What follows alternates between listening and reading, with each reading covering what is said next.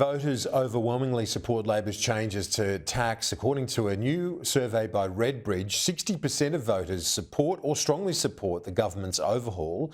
Joining me live is Redbridge Group Director Samaras. Great to see you as always.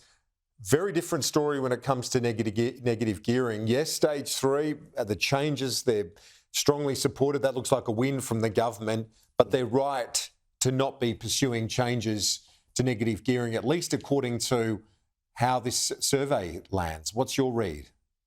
Yeah, that's right. When we look at the responses from those Australians that were surveyed with regards to negative gearing, it isn't just individuals who own a second property. We find that a significant number of those who have only got one home, it's under a mortgage, those individuals also do not want government to go anywhere near changing the current policy. So it's going to be pretty difficult for any political party to tackle this issue in a sort of national way going forward. And a decent chunk of Labor voters as well don't want the government to move on negative gearing. Does this go to that question of aspiration? Is that how you read it? Yeah, there's very little aspiration left in the electorate, so to speak, when we're looking at the outer suburbs of our large cities, the regions, regional rural Australia.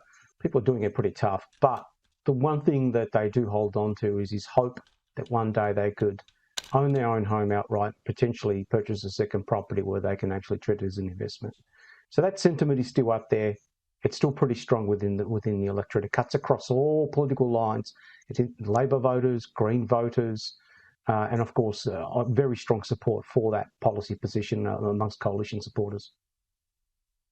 And on the tax changes, what's your read on that? As I said, it looks like a win, as you put it, a strategic win for the government. Yeah, that's right. Stronger support in the outer suburbs. Again, I keep mentioning this part of Australia because those electorates that are situated in outer Western Sydney, outer suburban Melbourne, Adelaide, Brisbane, these electorates are going to potentially determine the next result in 2025. And it's within these electorates where support for the tax cuts is the strongest. Clearly, those individuals living there are doing it the hardest too. So they're obviously very happy to see any form of assistance. And you described the atypical voter where the government has its greatest challenge right now, and maybe we're seeing a reference to that with the drop in support among women, Yeah, that's right. So it isn't women who live in the inner parts of our cities. They've got professions and they've got a university degree and they've got medium incomes.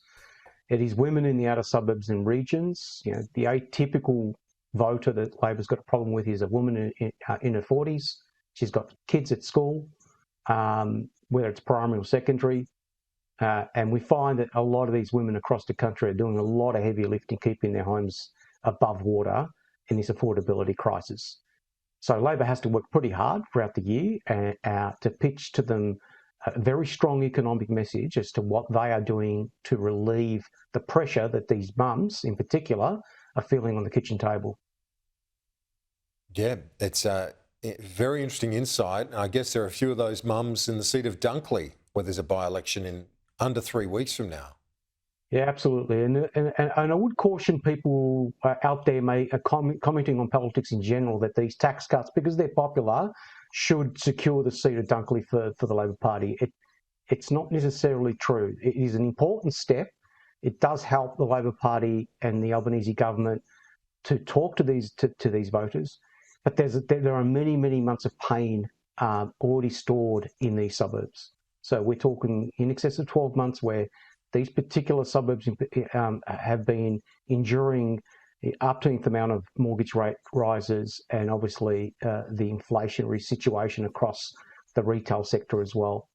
So it'll be interesting to see what happens on the weekend of March. It will be, yeah, no doubt. And we'll talk to you around that time as well. Thanks as always, Samaras from Redbridge.